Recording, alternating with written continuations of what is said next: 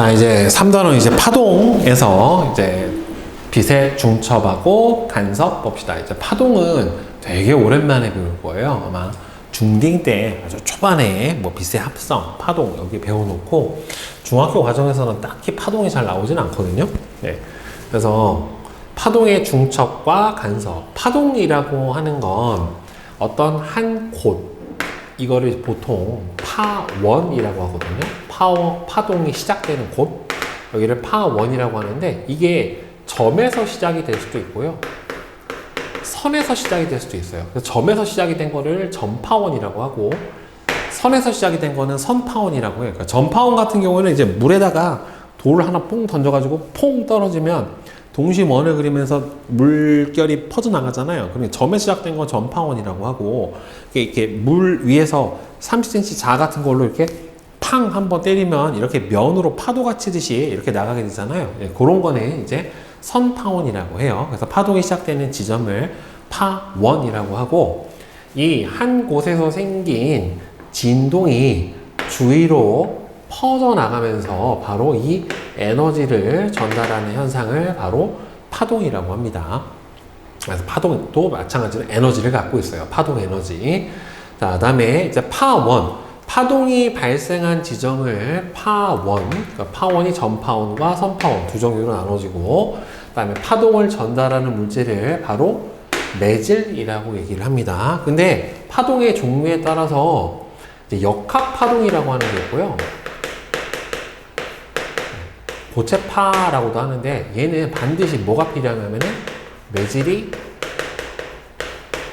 필요한 파동이에요. 반드시 매질이 필요한 파동에 해당이 되는데, 대표적으로 뭐가 있냐면은 물결파, 지진파, 음파, 뭐 초음파도 음파에 해당이 되니까 이런 것들은 반드시 매질이 필요해요. 자, 그런데 매질이 필요 없는 파동을 전자기파라고 합니다. 매질이 필요가 없는 파동. 그러니까 매질이 있어도 전달이 되는데, 매질이 없는 진공 상태에서도 전달이 되는 거예요. 대표적으로 전파, 빛, 빛도 전파의 일종이거든요. 이런 것들이 바로 전자기파에 해당이 됩니다.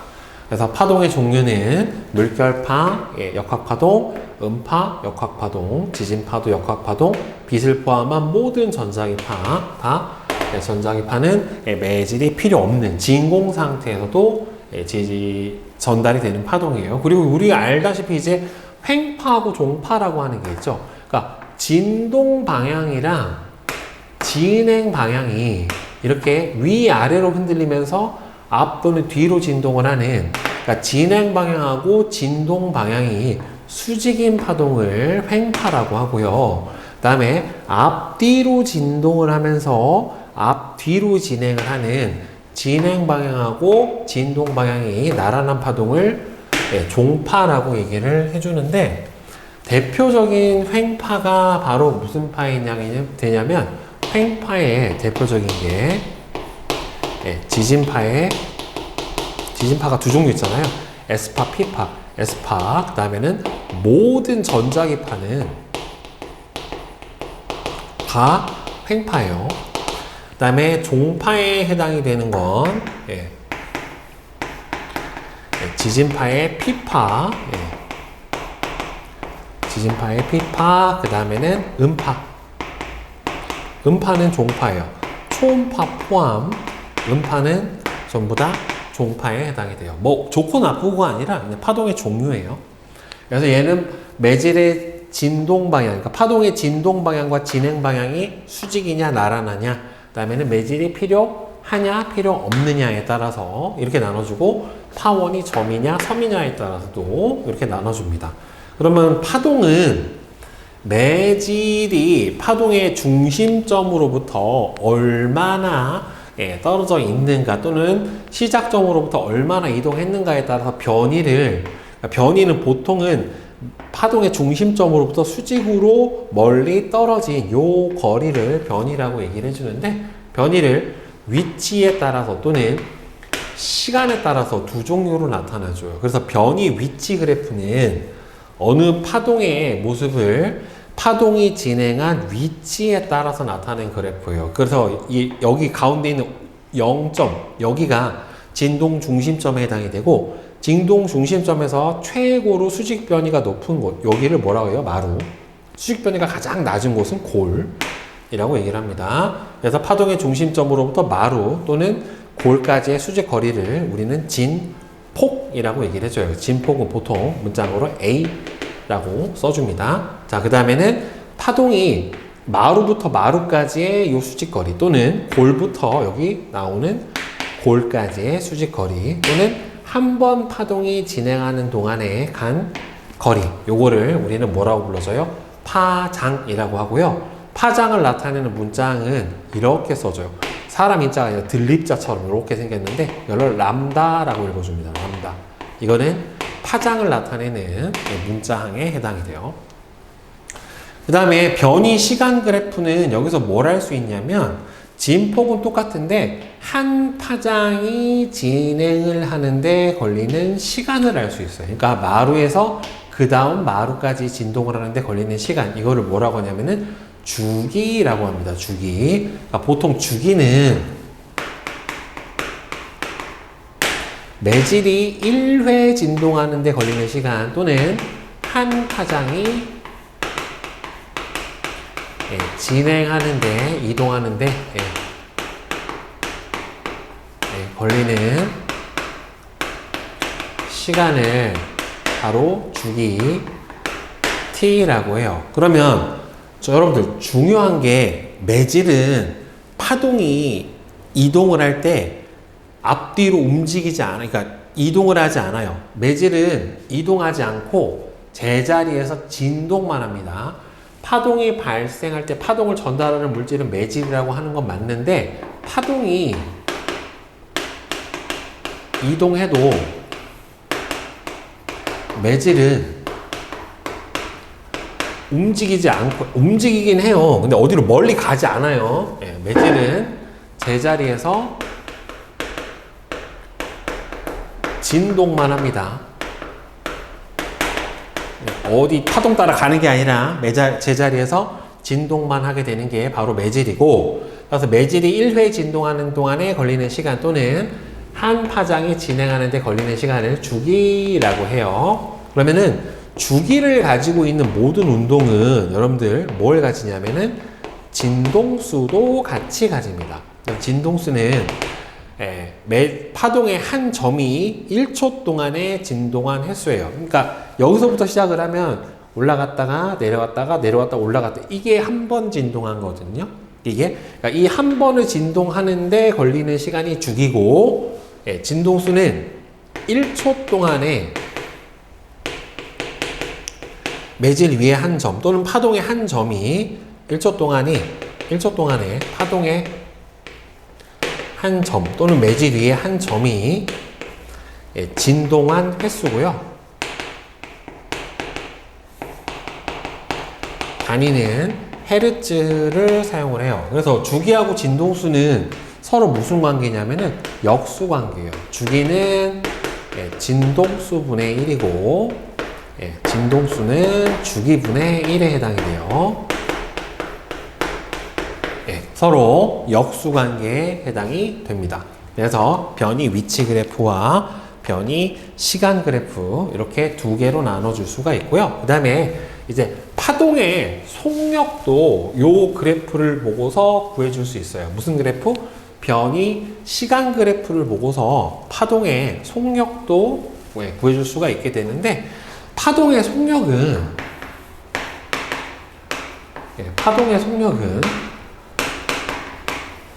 주기로 파장을 나눠주면 돼요. 그러니까 한 파장이 가는데 몇 초가 걸렸느냐, 그러니까 이 파장이 1초당 몇 미터를 가느냐로 나눠주면 되기 때문에 주기분의 파장, 그러니까 T분의 람다. 참고로 여러분들 진동수는 보통 F라고 해서 문장으로 나타내요. 아니면 뮤라고 하는데 뉴.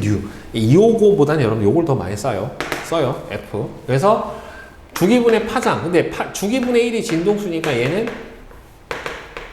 파장 곱하기 진동수로도 파동의 속력을 구해줄 수가 있어요. 그래서 주기분의 파장, 그러니까 T분의 람다 또는 람다 곱하기 진동수, 요게 파동의 진행 속력에 해당이 됩니다. 자, 그러면 이제 파동만이 가지는 아주 특이한 특징인 중첩에 대해서 한번 알아봅시다. 여러 파동이 한 지점에 만나서 서로 겹쳐지는 현상. 여러분들 어떤 물질은 한 좌표에 두 개가 못 있어요. 구슬 하나가 한 점에 두 개가 동시에 겹쳐져서 있을 수가 없잖아요. 위에 있는 건 겹쳐진 게 아니잖아요. 그 동일한 한 지점을 어떤 물질이 동시에 한 지점에 겹쳐져서 공유를 할 수가 없는데, 파동 같은 경우에는 한 지점에 여러 개의 파동이 만나더라도 한 지점을 서로 공유를 할 수가 있어요. 그래서 중첩은 겹친다라는 소리인데, 입자는 한 지점에 못 있지만 파동은 한 지점에 여러 개가 같이 겹쳐질 수 있어서 이 파동의 중첩, 간섭이라고 하는데, 이거는 파동만이 가질 수 있는 파동성에 해당이 돼요.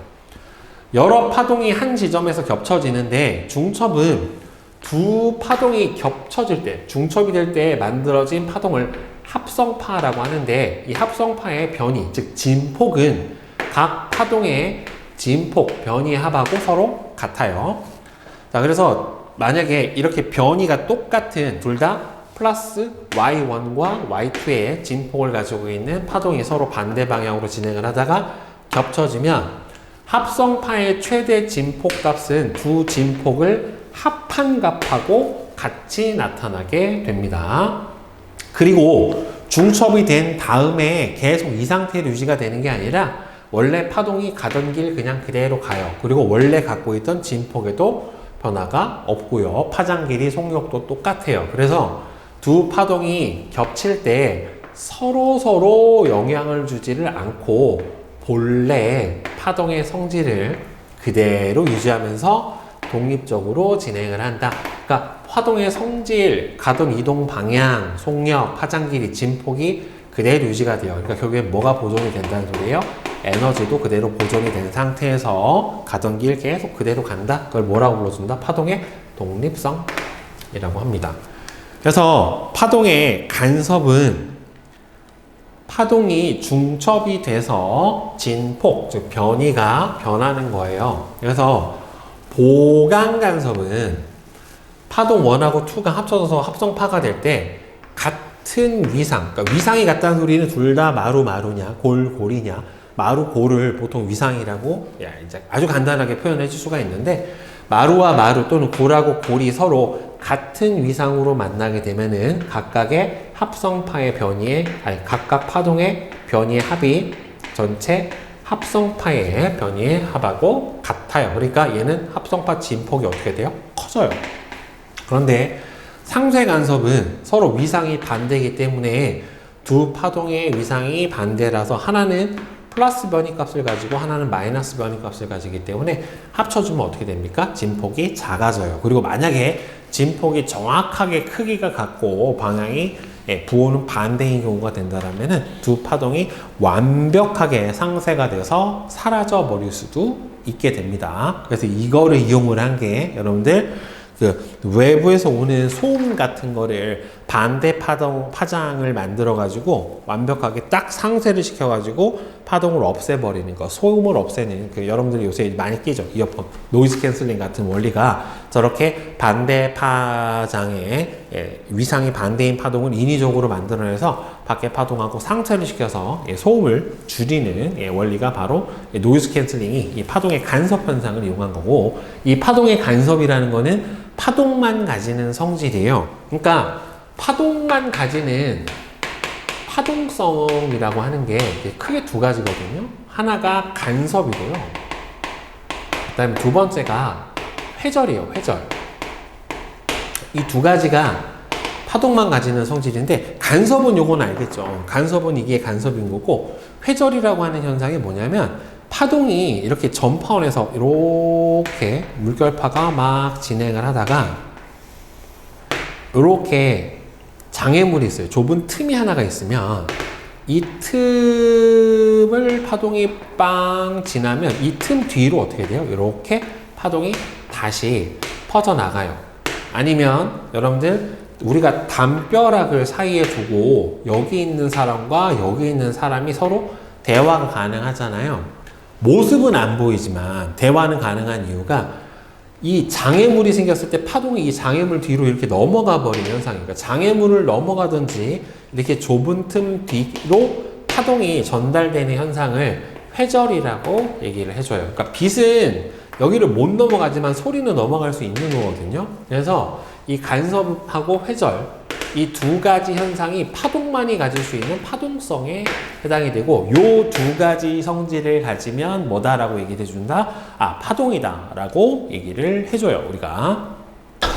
자, 이제 빛의 간섭에 대해서 한번 알아봅시다. 저번 시간에 이제 파동의 중첩하고 간섭에 대한 기본적인 성질은 했고, 자, 이제 빛도 파동의 일종이잖아요. 그렇죠? 전자기파에 해당이 되는데 이 빛의 간섭 실험 봅시다. 이거는 이제 영이라고 하는 과학자가 했던 이중 슬릿에 의한 빛의 간섭 실험인데, 보면은 이중 슬릿은 좁은 틈 두 개를 둔 이거를 이중 슬릿이라고 해요. 슬릿이 요 틈을 슬릿이라고 얘기를 해주는 거고, 그래서 이중 슬릿을 통과한 두 빛이 스크린에 맺힐 때 같은 위상, 즉 같이 마루 또는 골이 만나는 지점에서는 보강 간섭이 일어나서 밝은 무늬가 나타나고, 그 다음에는 마루와 골이 만나는 반대 위상이 만나는 지점에서는 상쇄 간섭이 일어나서 어두운 무늬가 나타난다. 이런 밝고 어두운 무늬가 나타나는 간섭 무늬가 나타나는 걸 확인을 했는데,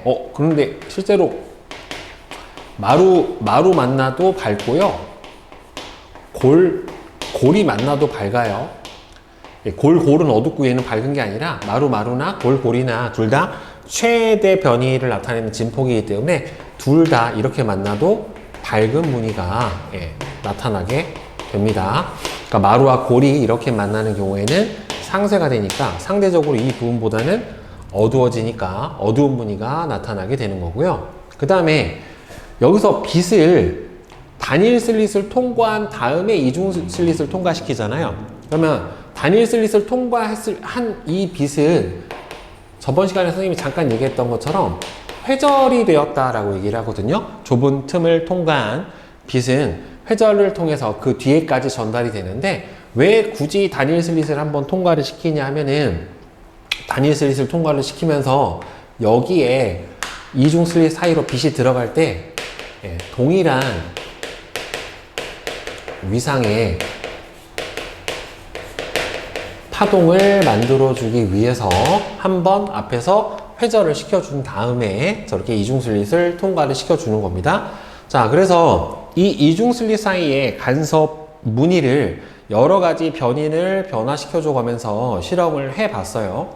처음에 초록색 레이저 빛을 이용해서 간섭 무늬를 촬영을 했고, 그 다음에 두 번째로는 슬릿 간격이 다른, 그러니까 슬릿과 슬릿 사이에 폭이 다른 이중 슬릿을 설치하고 날을 반복하고, 그 다음에는 빨간색 레이저 광으로 해봤어요. 그러면은 여기서 차이가 나는 거는 일단은 이중 슬릿 사이의 간격을 변화시켜줬고, 그 다음에는 초록빛하고 빨간빛을 사용을 하면 파장 길이가 달라요. 즉 적색광이 누구보다 초록색 광보다 파장 길이가 더 길어요. 자, 그래서 나타나는 무늬를 봤더니 일단은 무늬 사이의 간격이 넓어지니까 이중슬릿 사이에 밝고 어두운 무늬 사이 간격이 어떻게 됐어요? 좁아졌어요. 그 다음에 빨간색 레이저 광을 사용을 했더니만 같은 무늬였었을 때 어떻게 나타났습니까? 지금 무늬와 무늬 사이의 간격 폭이 원래 거보다 더 넓어진 거를 볼 수 있어요. 따라서 이중슬릿 사이에 무늬 간격을 결정짓는 거는 빛의 파장이 짧을수록 슬릿 사이의 간격이 클수록 더 좁아진다 라고 하는 실험 결과를 얻어냈습니다. 자, 그래서 이게 어떤 식으로 해서 밝고 어두운 무늬가 나타나게 되는 거냐면, 일단 밝은 무늬는 두 슬릿으로부터 지금 여기서 회절이 돼서 나온 빛이 여기에 동일한 위상으로 들어가요. 그러면 여기하고 여기가 각각이 뭐가 되냐면은 점파원이 돼요. 그러면은 여기를 통과한 빛과 자, 여기 S2를 통과한 빛이 어디 한 점에선가 만나게 될 텐데, 이 한 점에서 만나는 지점에서 둘이 같은 위상으로 만난다면은 밝은 무늬가 나타나게 될 거고, 여기서 보강 간섭이 되고요.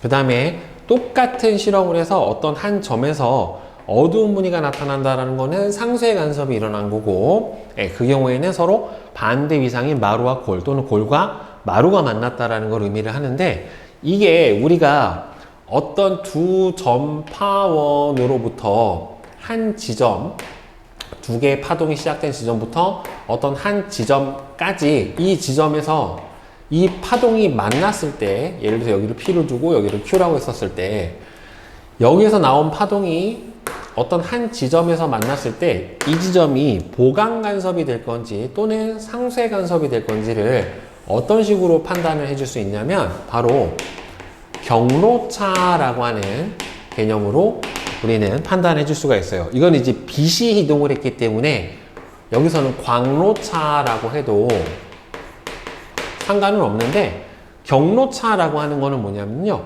각 점파원으로부터 파동이 만나는 지점까지의 무슨 거리냐면은 직선 거리의 차예요. 여기를 지점으로 했었을 때는 여기 나와 있죠. PS1과 PS2의 차이입니다. 즉 각 점파원으로부터 한 지점까지 두 직선 거리의 차를 바로 뭐라고 불러주냐면은 경로차라고 불러주고요.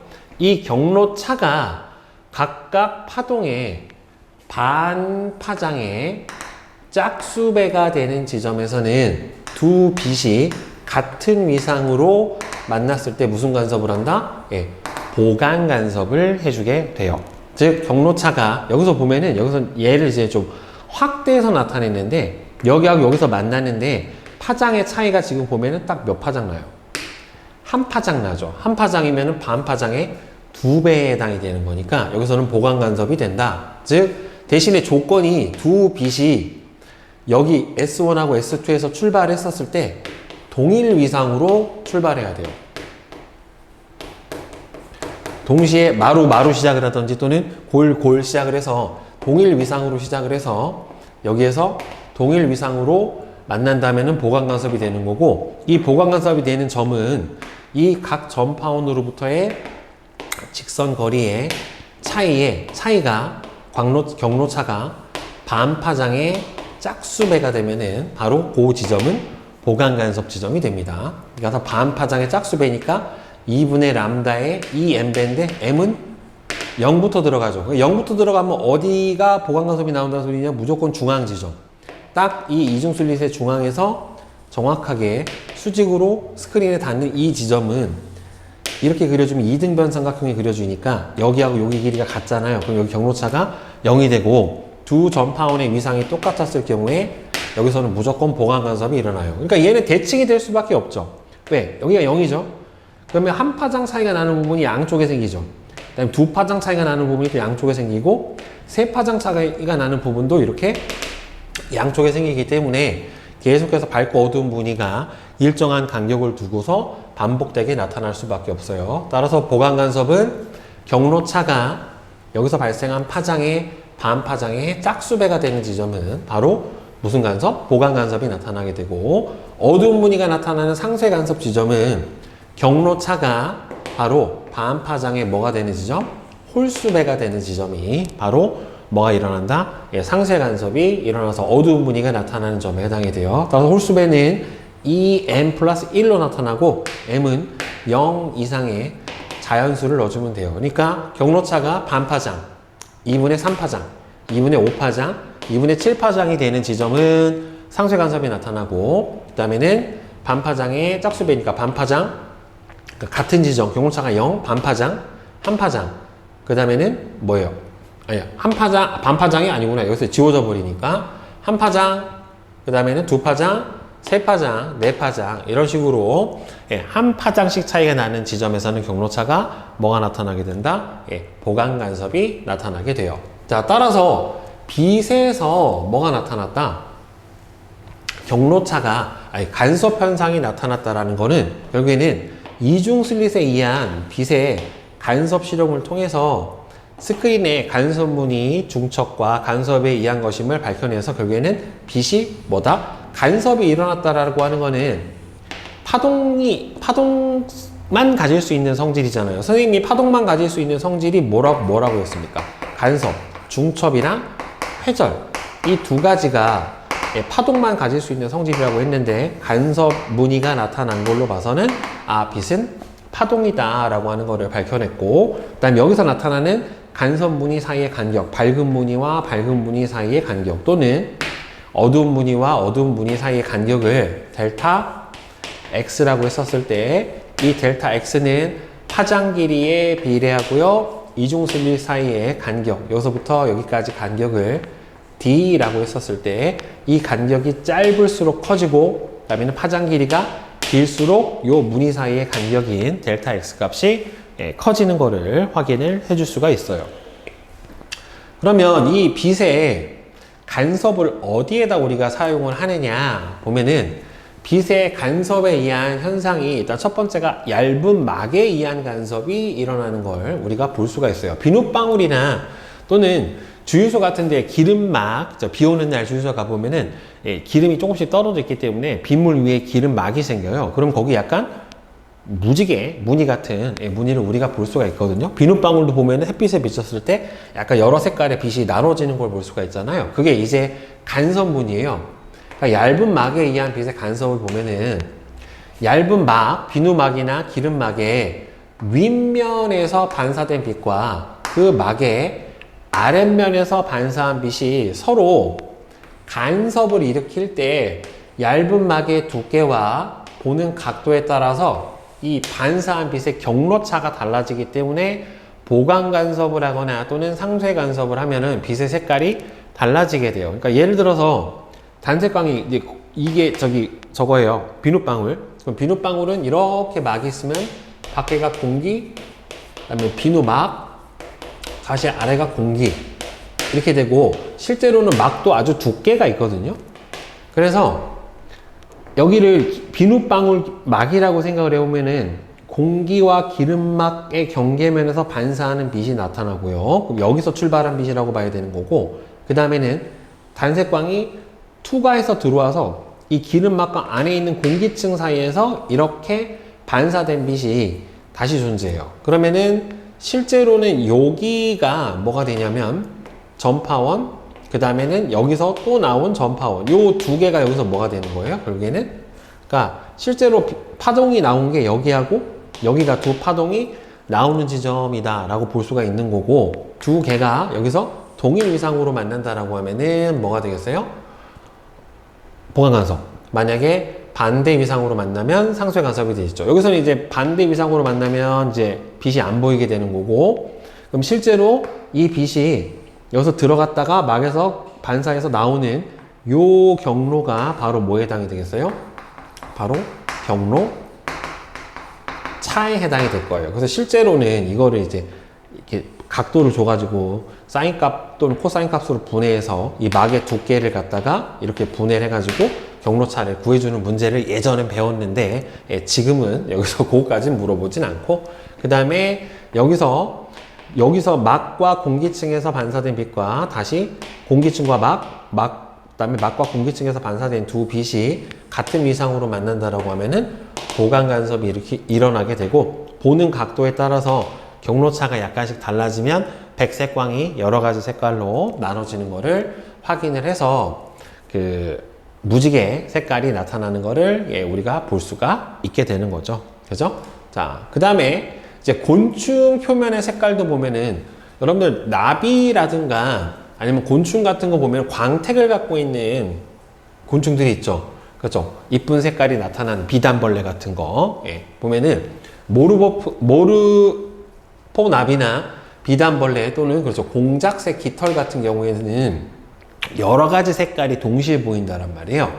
표면 구조에 따라 빛이 간섭을 해서 나타나기 때문에 실제로 가지고 있는 색보다 더 다양하고 화려한 색을 우리가 볼 수가 있어요. 그래서 특정한 색의 빛이 보강 간섭을 하면 그 빛의 색이 더 또렷해 보이고 상쇄 간섭을 하게 되면 그 빛의 색은 잘 보이지 않게 돼요. 그러니까 실제로 모르포나비는 색소는 없는데 이 날개 표면에 얇은 층이 여러 개 있어 가지고 얘네들이 이 상태에서 반사된 빛들이 간섭을 일으켜 가지고 파란색으로 보이는 것처럼 보입니다. 거기 보면은 모르포나비 색깔이 이쁘게 나타났죠. 그 다음에는 이제 막 이 무반사 코팅이라고 해가지고 안경에 우리가 자외선 차단 코팅도 해주고 그 다음에는 빛이 반사되는 거를 막아주는 코팅이 대부분의 안경에는 돼 있어요. 그래서 반사 방지 막에서 그러니까 렌즈 앞에 무반사 코팅이 되어 있으면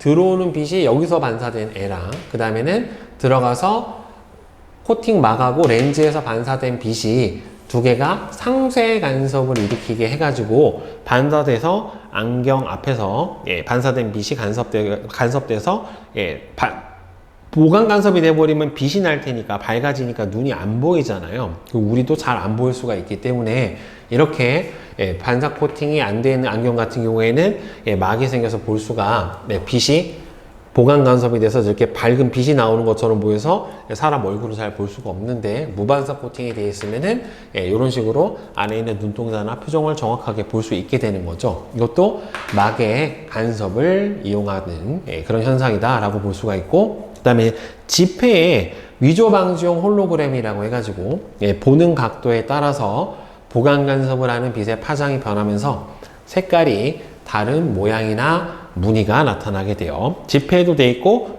홀로그램 스피커 무슨 정품 스티커 같은 거 보면은 홀로그램 마크가 붙어 있어 가지고 보는 위치에 따라서 약간 색깔이 달라지는 걸 볼 수가 있기도 하죠. 그죠? 그리고 태양전지도 반사 방지막. 그러니까 태양전지는 기본적으로 태양광을 흡수를 해서 발전을 하는 거기 때문에 여기서 반사된 빛이 빛공해를 일으킬 수도 있다란 말이에요. 누군가 태양전지에서 반사된 빛이 어디론가 나가버리면 그거 계속해서 지속적으로 어떤 특정 지역으로 날아가면은 그거를 계속 보는 사람은 눈에 피로 빛공해가 일어날 거 아니에요. 그래서 태양전지에 반사 방지막을 코팅을 하면 반사 방지막에서 반사되는 빛이 상쇄 간섭을 해서 반사되는 빛의 양을 줄이고 실제로 흡수하는 양도 느리고 반사돼서 다른 피해가 가는 것도 막아주는 그런 역할을 해주게 됩니다. 그래서 빛이 파동이기 때문에 저런 간섭 현상을 여러 분야에서 이용을 하는 거죠. 결국에는. 자, 그럼 개념 확인 문제 한번 봅시다.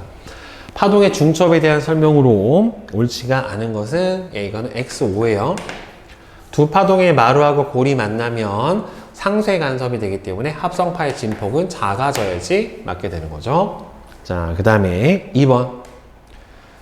그림은 진폭이 같고 위상이 서로 반대인 두 파동이 서로 가까워지는 모습을 나타냈는데 두 파동이 같은 위치에서 중첩이 이렇게 돼버리면 두 개 진폭을 더해줘 버리면 됩니까? 완전히 상쇄돼서 합성파의 진폭은 0이 될 거고요.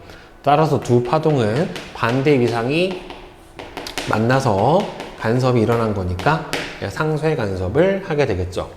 그 다음에 3번. 이중 슬릿에 의한 빛의 간섭 실험에 대한 설명 중에서 괄호 안에 알맞은 말은, 자, 이중 슬릿에 의한 빛의 간섭 실험에서 스크린에 밝은 무늬가 나타나는 곳은 두 슬릿에서 온 빛이 보강 간섭을 하는 지점이고요. 어두운 무늬가 나타나는 곳은 두 슬릿에서 온 빛이 상쇄 간섭을 하는 지점에 해당이 됩니다. 자, 그 다음에 4번. 그림은 파장이 람다인 빛의 이중 슬릿을 통과해서 스크린 P에 간섭 무늬를 만드는 모습을 나타냈대요. 이에 대한 설명으로 옳은 것은, 자, 얘는 답이 X5X입니다. X5X. 자, 경로차가 반파장의 홀수배죠. 2분의 람다의 3이면 P에 나타나는 무늬는 반파장의 홀수배가 되니까 뭐가 돼요? 밝은 무늬가 아니라 어두운 무늬에 해당이 돼요. 자, 그런데 여기서 여러분들, 자, 이 가운데에서는 무조건 경로차가 0이기 때문에 위상이 똑같았을 때 여기서는 보강이죠. 그러면 첫 번째 상쇄 간섭이 일어나는 점은 경로차가 반파장의 아까 홀수배가 되는 지점이라고 했잖아요. 그래서 0이 들어간 거예요. 그래서 첫 번째가 뭐예요? 반파장. 그럼 두 번째 상쇄 간섭이 일어나는 점은 여기에 뭐가 들어가는 거예요? 이제 1이 들어가는 거예요. 그럼 2분의 3파장이 경로차가 되는 지점은 두 번째 상쇄 간섭점. 그러면 세 번째 상쇄 간섭점은 여기 뭐가 들어가겠어요? 2가 들어가야죠. 그러니까 0이 들어가면은 첫 번째 상쇄 간섭점, 1이 들어가면은 두 번째, 2가 들어가면 세 번째니까 2가 들어가면은 세 번째 상쇄 간섭점에 뭐예요? 경로차는 바로 2분의 5람다가 나타날 거예요. 그래서 여기서 2분의 3람다면은 몇 번째 어두운 문이에요? 첫 번째, 두 번째 어두운 상쇄 간섭이 나타나게 되는 문이에요. 그러면은 보강 간섭점은 반파장의 짝수배니까 가운데 중심점은 무조건 뭐가 되는 거예요? 보강 간섭이 되는 거고, 첫 번째 밝은 무늬가 나타나는 점은 반파장의 짝수배에서 1이 들어가야 되는 거니까 한 파장 나는 점. 그러면은 두 번째 밝은 무늬가 나타나는 점은 여기 2가 들어가야 되니까 경로차가 두 파장이 나는 지점. 이렇게 해당이 되겠죠. 얘도 물론 이렇게 뭐가 되겠어요? 대칭으로 나타나게 될 거예요. 자, 그러니까 넣어주는 숫자에 따라서 상쇄 간섭은 0, 1, 2, 3 넣어주면 얘는 첫 번째 어두운 무늬, 두 번째 어두운 무늬, 세 번째 어두운 무늬, 네 번째 어두운 무늬가 되는 거고, 그 다음에 보강 간섭이 일어나는 점은 얘가 첫 번째 밝은 무늬, 두 번째 밝은 무늬, 세 번째 밝은 무늬예요. 왜? 0을 넣어주면 0이 중점이 되기 때문에 여기는 첫 번째라고 볼 수가 없죠. 그래서 양쪽으로 봤을 때 가끔 물어봅니다. 자, 그 다음에 경로차가 3파장이면은 뭐 어떻게 반파장의 짝수배잖아요. 그쵸? 따라서 무늬는 짝수배니까 보강 간섭이 돼서 밝은 무늬가 나타나야지 맞을 거예요. 그 다음에 5번. 빛의 간섭 현상을 활용한 예로 옳은 것은 무반사 코팅 렌즈, 위조 방지용 홀로그램, 자외선 차단 크림은 아니에요. 자외선 차단 렌즈라고 하면은 모를까. 그래서 기억하고 니은만 맞게 됩니다. 자, 그러면 이제 대표 자료 분석 문제 봅시다. 그림은 파장이 람다인 빨간색 레이저 빛이 이중 슬릿을 통과를 해서 스크린에 간섭 무늬를 만드는 거고요. P와 Q는 스크린상의 점 P로부터 밝은 무늬가 나타났대요. 그러면 P에서는 밝은 무늬, Q에서는 어두운 무늬가 나타났대요. 그러면은 여기는 보강 간섭점에 해당이 되는 거고, Q는 상쇄 간섭점에 해당이 될 거예요. P, Q가. 점 5는 스크린의 중앙점이며 같은 거리에 있고, 같은 거리에 있는 지점에서는 경로차가 얼마가 나옵니까? 0이 되고, 저기는 무조건 밝은 무늬가 일어나야 될 거예요. 근데 이 조건은 선생님이 이중 슬릿을 통과를 해서 단일 슬릿 회절되고 이중 슬릿 통과를 하면은 두 빛이 동일한 위상으로 나오는 거예요. 여기서 동일한 위상으로 나오는 경우, 따라서 P 지점에서는 보강 간섭이죠. Q 지점에서는 보강 간섭이고, O 지점에서는 Q는 상쇄고 O는 보강이죠. 여기가 보강. 그런데 만약에요, 여러분들, 요 S1하고 S2에서 파동이 위상이 동시에 같은 위상이 아니라 반대 위상으로 발생을 하면은 이게 이렇게 돼요. 이 이중 슬릿 에 의한 간섭 실험에서 꼭 이중 슬릿이 뿐만 아니라 이 파동의 간섭을 할 때요, 이 전파원 S1하고 S2에서 이중 슬릿이라고 하지 말고 파동의 간섭에서 파동의 경로차와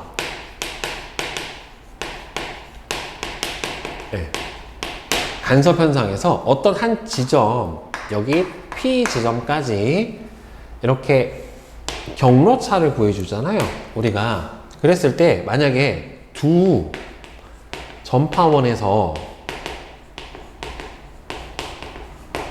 동일 위상의 파동이 발생을 하면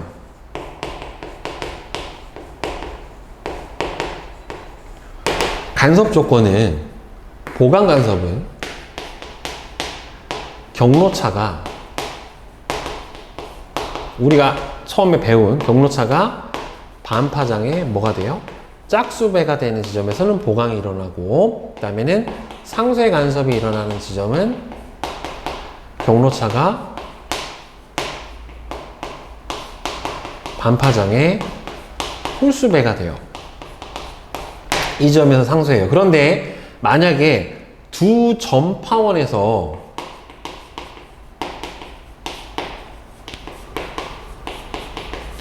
반대 위상의 파동이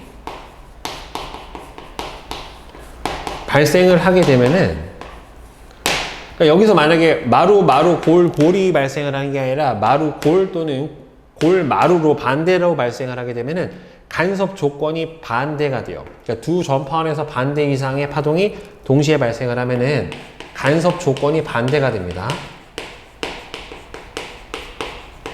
이게 나중에 이제 등급 가르는 문제로 나올 수 있죠. 간섭 조건이 반대가 되니까 여기서는 어떻게 돼요? 보강 간섭이 경로차가 반파장의 홀수배가 되는 거고, 상쇄 간섭이 경로차가 반파장의 짝수배가 되는 거예요. 그러니까 위상이 동일하게 발생을 하느냐, 반대로 발생을 하느냐에 따라서 이 간섭 조건이 달라질 수 있으니까 반대 위상으로 발생하는 파동인지 동일 위상으로 발생하는 파동인지를 꼭 확인해 줘야 돼요. 근데 보통은 동일 위상으로 나오는데 반대로 물어보는 문제들도 있어요. 자, 그럼 2번은 스크린의 중앙을 제외한 밝은 무늬에서는 자, 두 슬릿에서 온 빛의 경로차가 반파장의 짝수배이므로 항상 같은 위상으로 만나고요. 어두운 무늬에서는 두 슬릿에서 온 빛의 경로차가 반파장의 홀수배가 되기 때문에 항상 반대 위상으로 만납니다. 스크린의 중앙에서는 두 슬릿에서 나온 빛의 경로차가 0이기 때문에 항상 같은 위상으로 만나요. 왜 그러냐면은 여러분들 반파장의 짝수배에서 뭐부터 들어가? 0부터 들어가잖아요. 0을 넣으면 경로차가 0이 나오는 거니까요. 자, 그 다음에 3번하고 4번. S1하고 S2 사이의 간격이 더 좁은 이중 슬릿으로 바꿔서 같은 실험을 해주면 밝은 무늬 사이의 간격은 어떻게 됩니까? 더 넓어지죠. 그죠? 왜냐면은 무늬 사이 간격을 델타 X라고 치면 델타 X는 람다분의 D. D가 이중 슬릿 사이의 간격이죠.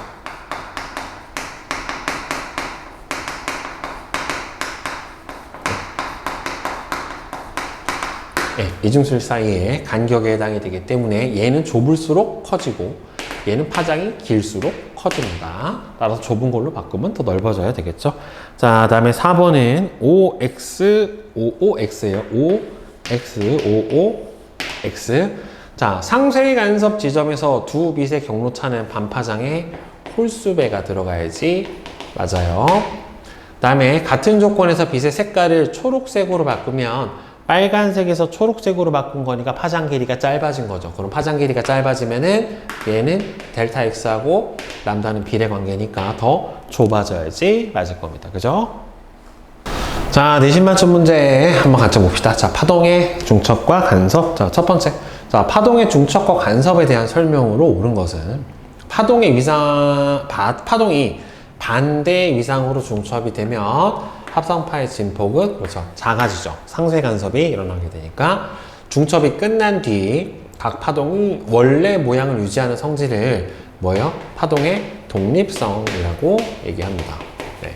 그다음에 여러 악기가 동시에 연주될 때 각 악기의 소리를 구분할 수 있는 것은 파동의 독립성하고 관련이 있는 게 아니라 이게 소리를 구분하는 건 파형이라고 하는 파장의 형태가 달라지기도 하고요. 아, 이게 각각의 소리를 구분할 수 있는 게 중첩이 되더라도 이 파동이 갖고 있는 원래의 성질이 변하지 않기 때문에 파동의 독립성하고 관련이 있다라고 볼 수가 있겠네요. 잘못하면은 틀리다라고 할 수가 있겠네요. 그러니까 결국에는 중첩이 돼도 뭐가 안 변한다는 소리예요. 파형이 변하지 않는다라는 소리겠죠. 네. 네. 자, 그 다음에 2번. 그림은 서로 반대 방향으로 진행하는 파동의 어느 한순간의 모습을 나타내는데 두 파동이 중첩되었을 때 중첩된 파동의 최대 진폭은 위상이 똑같잖아요. 그렇죠? 그럼 최대 합쳐져서 7cm가 돼야 되겠죠. 자, 그 다음에 3번. 그린 가하고 나는 서로 진폭이 다른 두 파동 A하고 B가 간섭을 하는 모습인데, 자, 합성파의 진폭은 최대로 나타나면은 15가 나타나잖아요. 그렇죠? 그러면은 최대 얼마가 나타납니까? 15cm고, 둘은 지금 변이가 어떻게 나타납니까? 서로 반대죠. 10이고 마이너스 5에 해당이 되니까, 따라서 합성파의 진폭은 빼줘야 되겠죠. 그래서 5cm가 합성파의 진폭에 해당이 될 겁니다. 자, 그 다음에 4번. 그림과 같이 진폭이 각각 20하고 30cm인 두 파동이 서로 반대 방향으로 진행을 하고 있는데, 중첩된 이후는 파동의 독립성을 가지고 가야 되기 때문에 원래 30cm짜리 그대로 30cm로, 20cm짜리 그대로 20cm로 서로 반대로 이렇게 이동을 해주면 되겠죠. 그죠? 자, 그 다음에 5번. 그림은 시간이 t0일 때 진폭이 같은 두 파동 A하고 B의 모습을 나타내는 건데요. A하고 B는 서로 반대 방향으로 진행을 하고요. 속력은 1cm/s로 둘이 똑같대요. 자, 시간이 1초가 흘러가면 얘는 그럼 1초당 1cm를 가는 거니까 A 파동은 여기 와 있을 거예요. 이렇게. 그죠? 그 다음에 B 파동은 어디 와 있겠습니까? 얘도 1cm 가니까 여기 이렇게 돼서 이 지점에서 겹치겠죠. 1.5에서 여기서 보강 간섭이 일어나게 될 거예요. 자, 이건 됐고. 자, 그러면은 1.5초가 지나면은 요게 어디 와 있어야 돼요? 1.5 지점이 여기 와 있어야 되겠죠? 따라서 A는 얘가 1.5cm만큼 이동을 한 여기서 요렇게 와 있을 거고, 그 다음에 B도 얼마 와 있어야 돼? 1.5cm만큼 와 있어야 되는 거니까 얘가 1, 5. 여기서 이렇게 와 있을 거예요. 그죠? 그럼 얘가 이렇게 되고 이 뒤에까지 파동이 오니까 이렇게 만나겠네요. 따라서 2cm에서는 합성파의 변이는 마루하고 골이 만나니까 상쇄 간섭이 일어나서 변이가 0이 되겠죠. 그 다음에 t 3초 이후에 A는 상쇄돼서 사라지는 거는 아니죠. 왜? 파동의 독립성 때문에 절대 파동은 없어지지 않습니다. 자, 그 다음에 6번. 그린 가는 서로 반대 방향으로 같은 속력으로 진행하는 두 파동 A와 B의 시간이 1초일 때의 모습을 나타낸 것으로 3cm에서 4cm 구간에서 합성파의 진폭은 0이래요. 그럼 합성파의 진폭이 0이 나왔다는 소리는 여기에 B 파동은 여기서 이렇게 오고 있을 거고, A 파동은 선생님 노란색으로 표시해 줄게요. 이렇게 오고 있으니까 여기서 정확하게 상쇄 간섭이 일어나서 여기서 0이 나온 거예요. 그림 나는 2세크일 때 A와 B의 모습을 나타냈대요. 2부터 5cm 구간에서 합성파의 진폭은 0이래요. 그러면 얘는 지금 현재 여기까지 왔던 3에 있던 얘가 이렇게 된 거죠. 얘가 지금 현재 얼마 2초일 때 여기 있었잖아요. 얼마 처음에 1초일 때, 그럼 2초일 때는 얘가 여기까지 온 거예요. 여기까지 온 거죠. 그죠? 3에서 2까지 왔으니까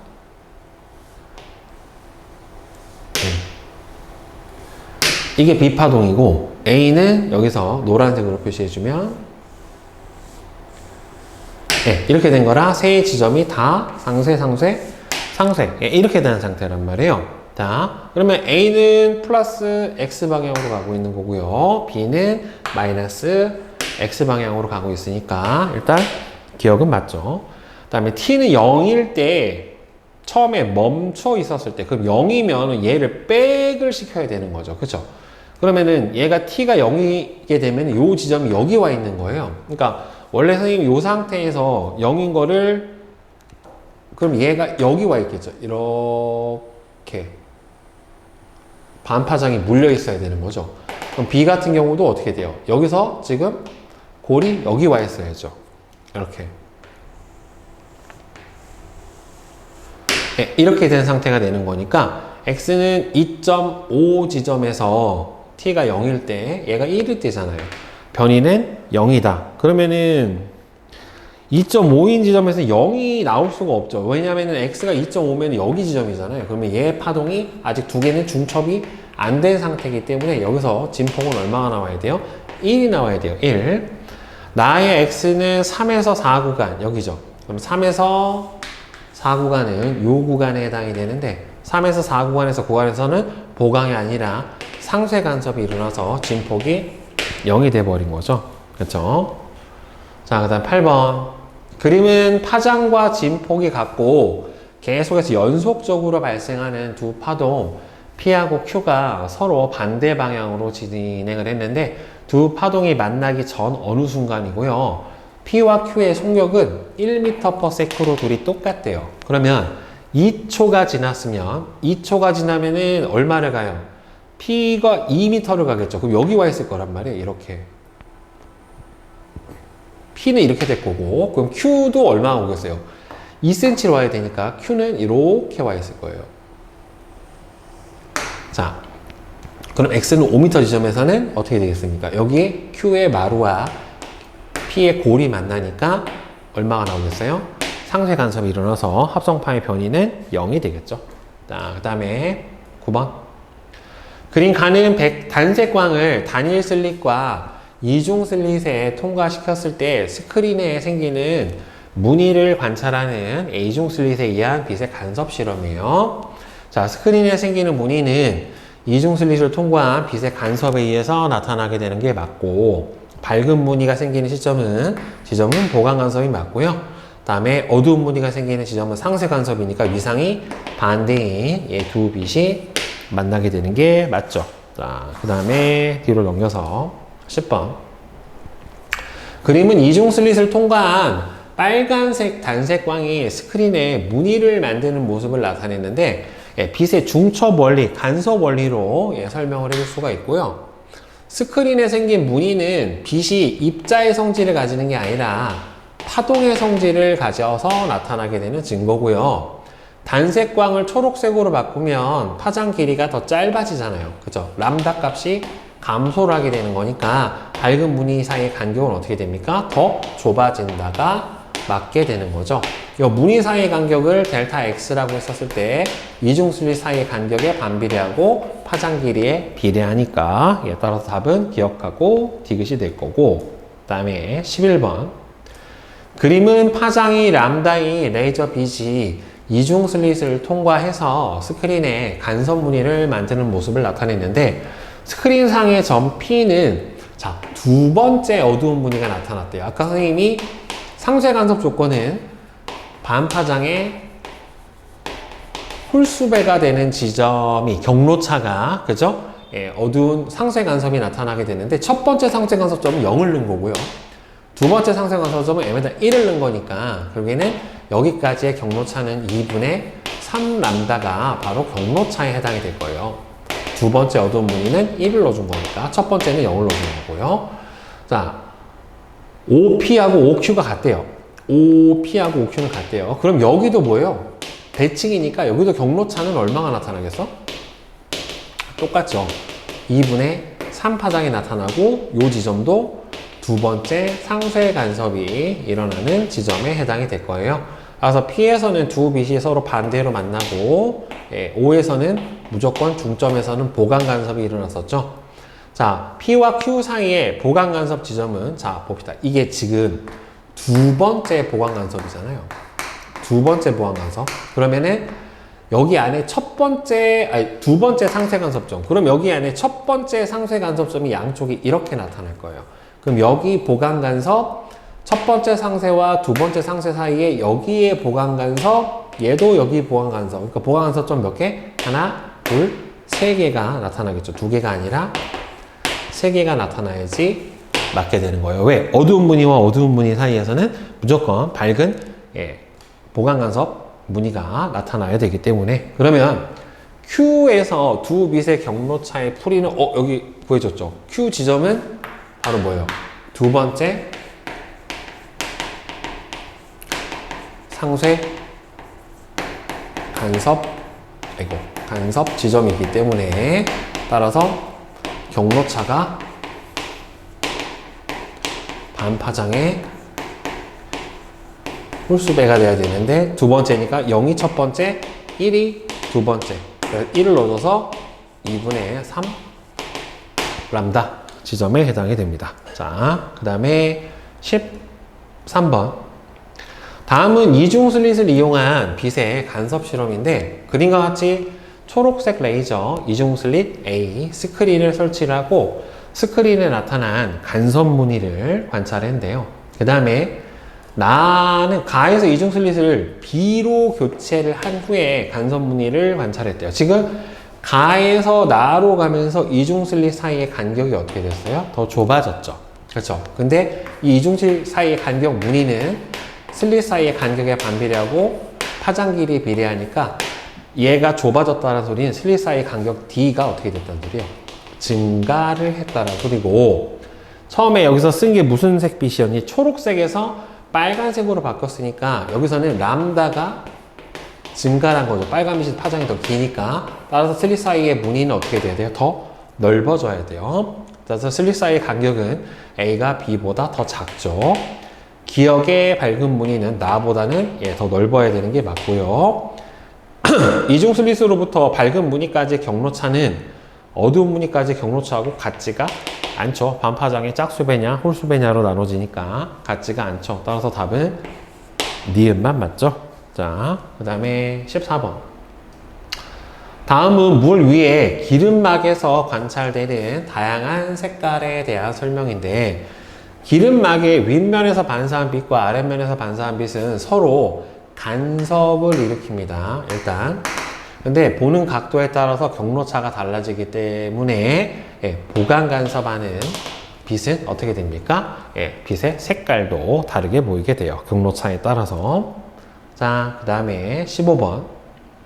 그린 가부터 다는 표면 구조에 따라 다양한 색을 나타내는 생물을 나타낸 것인데, 다 셋 다 뭡니까? 빛의 간섭 때문에 색이 다양하게 나타나게 되는 거고요. 자, 가에서 비단벌레의 표면 색깔은 빛을 비추는 각도에 따라서 다른 색으로 보이기도 하는 거는 각도에 따라서 뭐가 달라져서 그런 거예요? 이 경로 차가 달라져서 그렇게 보이게 되고요.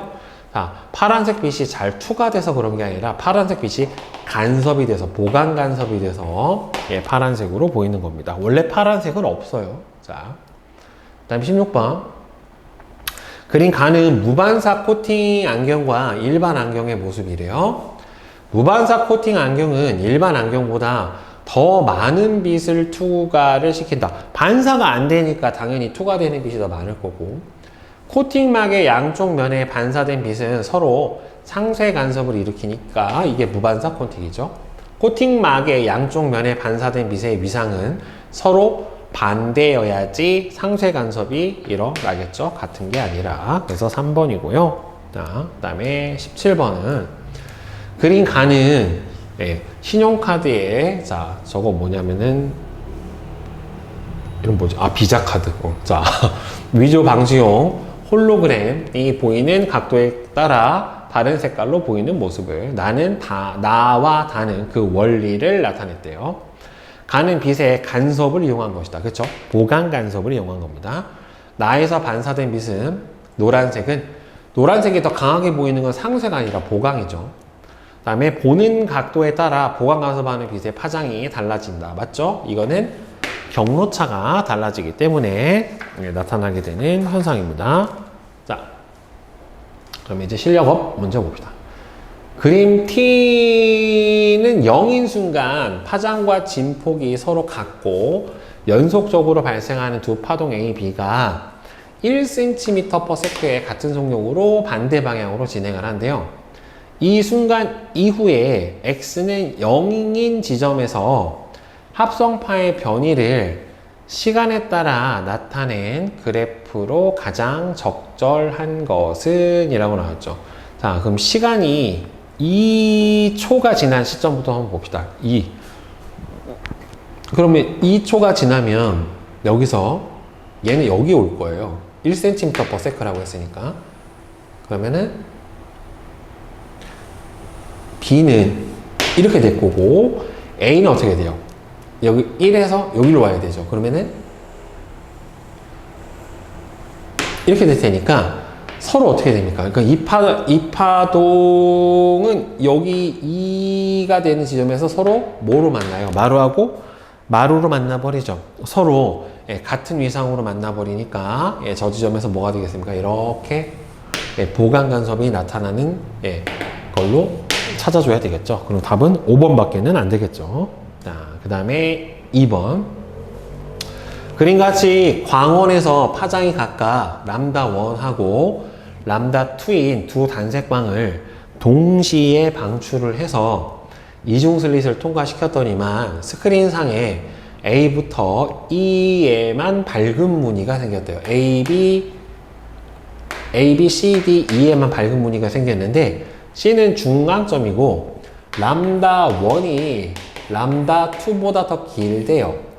그러면 얘가 여기를 기준으로 했었을 때 B가 첫 번째 밝은 무늬, A도 첫 번째 밝은 무늬거든요. 보강 간섭 지점. 그러면은 경로차는 결국에는 멀리 있을수록 더 커요. 어차피 A나 B나 둘 다 반파장의 짝수배가 되는 지점, 여기 1을 넣은, 즉 딱 한 파장이 경로차인 지점에 해당이 되는데 A가 경로차가 더 크다라는 소리는 결국에는 파장 길이가 더 길다라는 소리니까 A하고 E는 파장이 람다 1을 사용한 파동의 첫 번째 밝은 무늬 간섭 지점이고 B하고 D는 람다 2를 사용한 지점에 바로 밝은 보강 간섭 무늬에 해당이 되겠죠. 따라서 A는 파장이 람다 1이고 B, D도 같은 빛의 파장에 의한 무늬고 S1과 S2로부터 A와 B까지는 경로차가 람다 1, 람다 2. 맞죠?